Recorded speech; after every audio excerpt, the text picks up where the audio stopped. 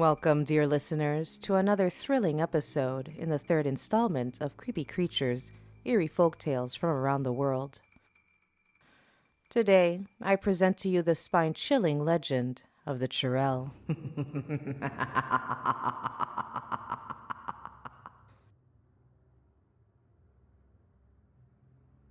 The Churel, a mythical and legendary creature, haunts the imaginations of those in South Asia and Southeast Asia, particularly in India, Bangladesh, Nepal, and Pakistan. Described as the ghost of an unpurified living thing, this demonic revenant is known for its vengeance against those who wronged it in life. According to the chilling legends, a woman who meets an unfortunate end during childbirth, pregnancy, or at the hands of her in-laws may return as a Churel, seeking revenge, particularly targeting the males in her family. The appearance of the Churel is ghastly, extremely ugly and hideous, with saggy breasts, a black tongue, and thick, rough lips. But don't be fooled, as the Churel has the ability to shapeshift and disguise itself as a beautiful woman, luring unsuspecting men into the depths of the woods or mountains, where she either kills them or sucks up their life force or virility, turning them into old men. What makes the Churel even more frightening is its backward-turned feet, with toes facing the direction of its back. The origins of this eerie legend are said to trace back to Persia, where these spirits were believed to be women with grossly unsatisfied desires. In various regions of Southeast Asia, the circumstances surrounding a woman's death determine whether she becomes a Churel. If a woman passes away either during childbirth, while pregnant, within the period of impurity, or amidst Diwali, she is believed to transform into this malevolent entity. The period of impurity is a prevalent superstition in India, which asserts that a woman is considered impure during her menstruation and the 12 days following childbirth.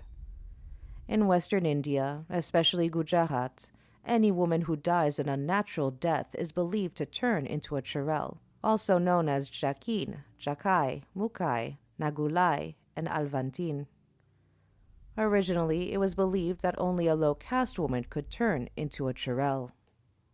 In West Bengal and Bangladesh, the Petni, or Shakchuni, form when a woman dies unmarried or with unfulfilled desires. As mentioned before, the true form of a Churel is described as extremely ugly, with saggy breasts, a black tongue, and thick, rough lips, although sometimes she is reported to have no mouth at all. She may have a pot belly, claw-like hands, and scruffy, long, pubic-like hair.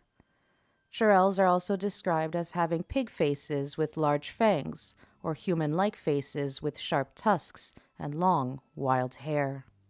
A Churel may also be a shapeshifter. She can assume the form of a beautiful young woman, carrying a lantern with her head covered to charm any man she comes upon.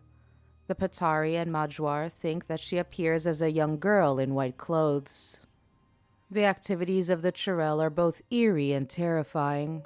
Within Hindu belief, these entities may turn into dakinis, serving the goddess Kali and feasting on human flesh and blood. They are most often reported in and around cemeteries, cremation grounds, abandoned battlefields, thresholds of houses, crossroads, and toilets.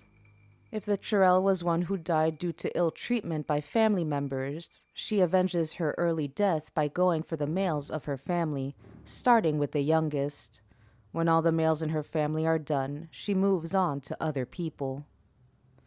Any person who has seen a Churel can also be attacked by a deadly disease, and those who answer to her night calls can end up dead. In the poem Lala Radha and the Churel, a priest warns the protagonist to not go near the pepul trees, because that is where the Churel lives, and she might take him away and kill him.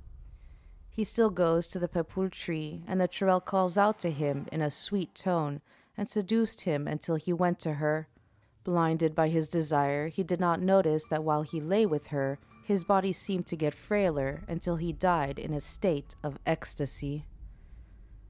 In the female element in Indian culture, it says the Churel runs after and seeks to possess every man whom she meets, for, it is said, her carnal appetite remains unsatisfied in life. She also possesses girls during dances, causing a trance. According to Persian legend, when travelers saw the tracks of a Churel in the dirt, they would try to flee by heading in the opposite direction, but her reverse feet would inevitably lead them right into her grasp. The Churel sometimes singles out unmarried boys in their teens for their attention, then visits them at night to make love to them. If she does not leave the boy alone, he will become progressively weak until he dies in order to join her. She is also said to be always on the watch to attack other young mothers. In the guise of the enchantress, this femme fatale hunts for young men on highways and seduces the lone traveler to accompany her.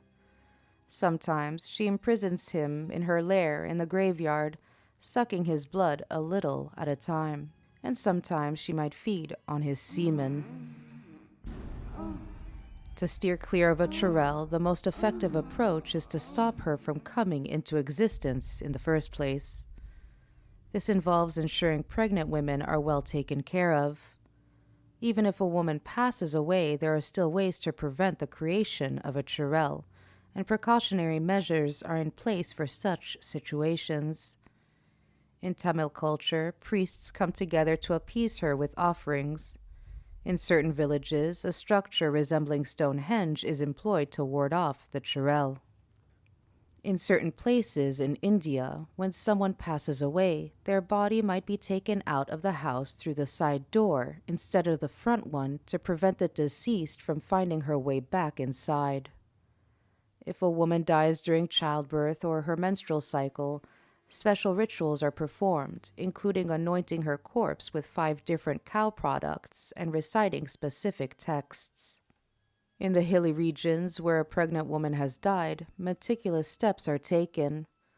The ground where she passed away is carefully cleared and the soil is removed. Mustard seeds are then sown in that spot, and the same seeds are sprinkled along the path the corpse takes to the burial ground. The belief behind this practice is twofold. Firstly, mustard is said to bloom in the afterlife, and its pleasant fragrance pleases the spirit, ensuring she remains content and doesn't yearn to return home. Secondly, as the Churel is believed to rise from her grave at night and attempt to revisit her loved ones, the scattered mustard grains distract her. As she stoops to pick them up, the sun rises, preventing her from reaching her home. This narrative also underscores that the Churel typically emerges only during the night.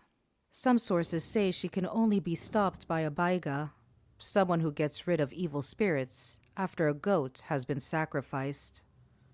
To prevent the transformation of a woman into a Churel, alternative burial practices are employed, deviating from the customary Hindu cremation. Special rites and rituals are crucial during her burial, accompanied by the recitation of songs and prayers in her memory.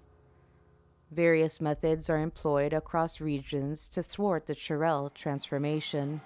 In cases of a woman's demise during pregnancy, the body is opened to extract the child, and both mother and child are interred in the same grave. The Majwar of Mizapur employ thorns and heavy stones atop corpses to impede Churels.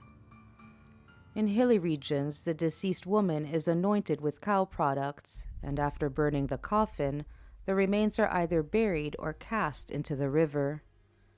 Additional methods involve nailing fingers and toes, securing them with iron rings, and planting mustard in the soil of her demise.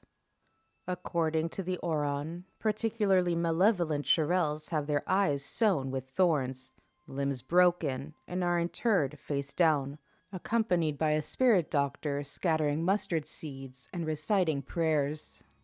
Conversely, the Bhumiyas, wary of witchcraft, bury women face down to deter their return as Churels, while men are laid to rest on their backs.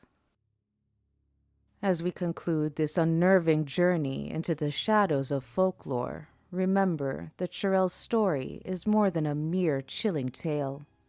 It's a reflection of the fears, superstitions, and the mysteries that have lingered through generations.